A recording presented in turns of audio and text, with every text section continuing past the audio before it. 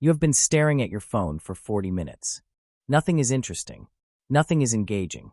You are bored. Now imagine this. No phone. No screen. No electricity. No book. No music player. No shop you can walk to. No friend you can text. Just you. A fire. And 8 hours until sunrise. What do?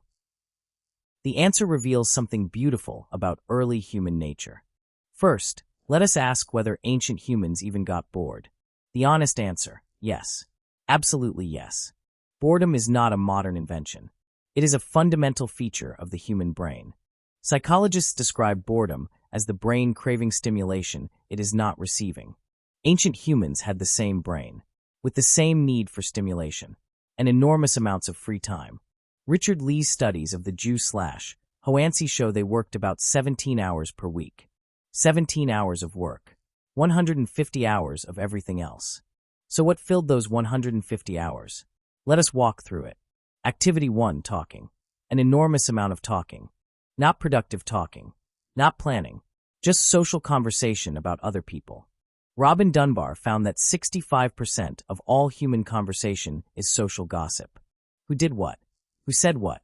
Who is with whom? This was the original entertainment. And it was entertaining. Because the cast of characters was real. The drama was real. Reality television, invented 300,000 years ago. Around a campfire. Activity 2, grooming each other. Not just hygiene. An endorphin-releasing social bonding activity that felt genuinely good. Close physical contact.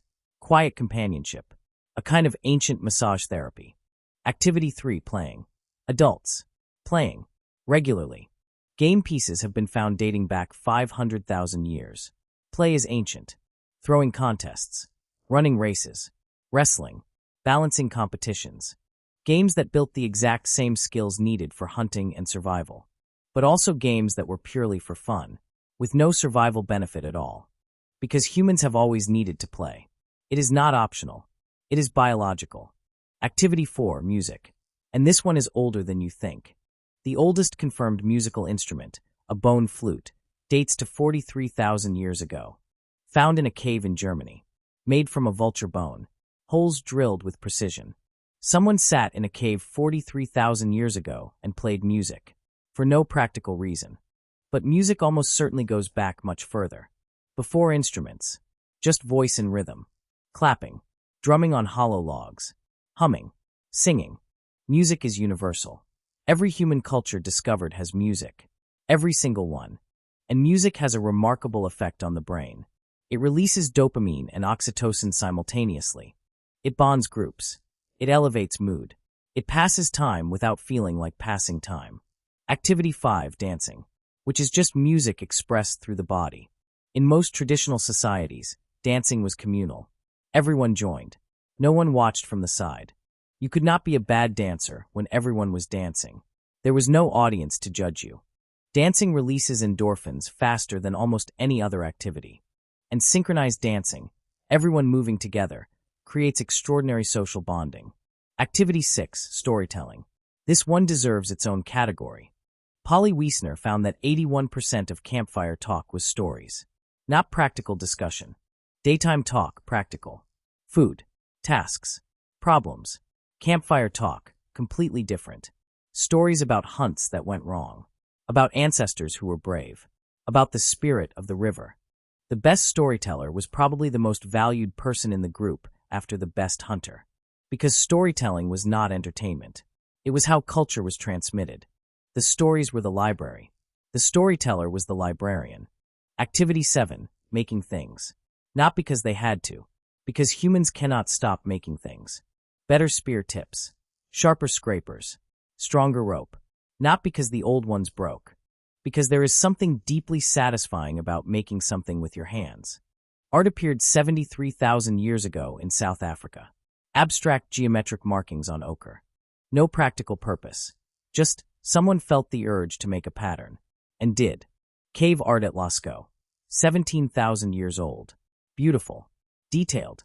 Clearly joyful. Somebody spent significant time making those paintings. Not because they had to. Because they wanted to. Because creating felt meaningful and absorbing. Activity 8, exploring. Just walking. Just seeing.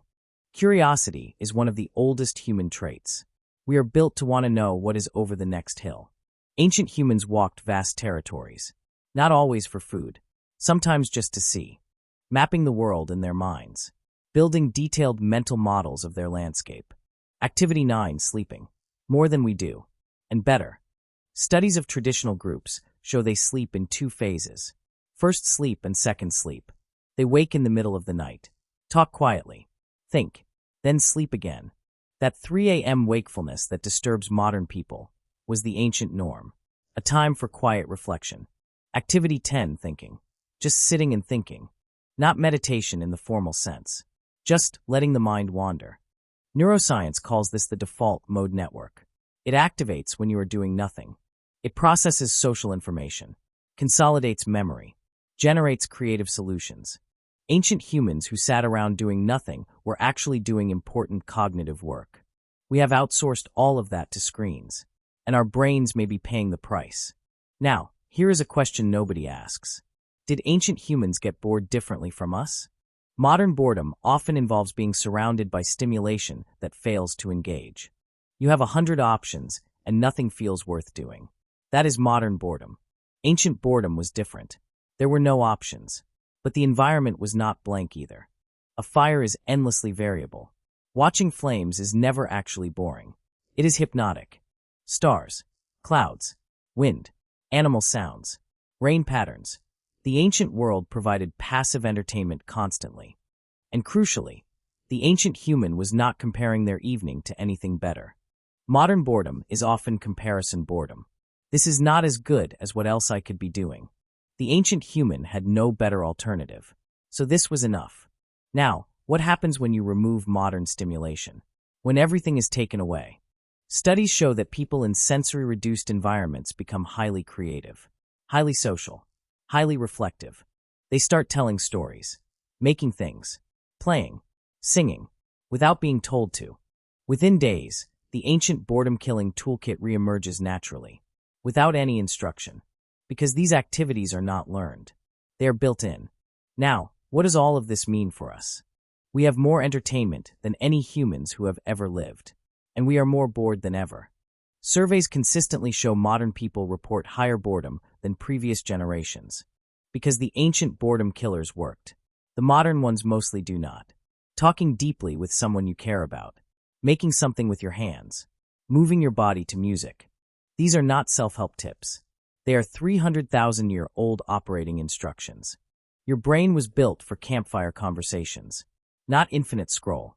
The next time you feel bored, before you reach for the phone, try something older. Tell someone a story. Make something. Dance badly in your kitchen. It is 300,000 years old, and it still works. If this made you want to put your phone down and talk to someone, that is exactly what this channel is here for.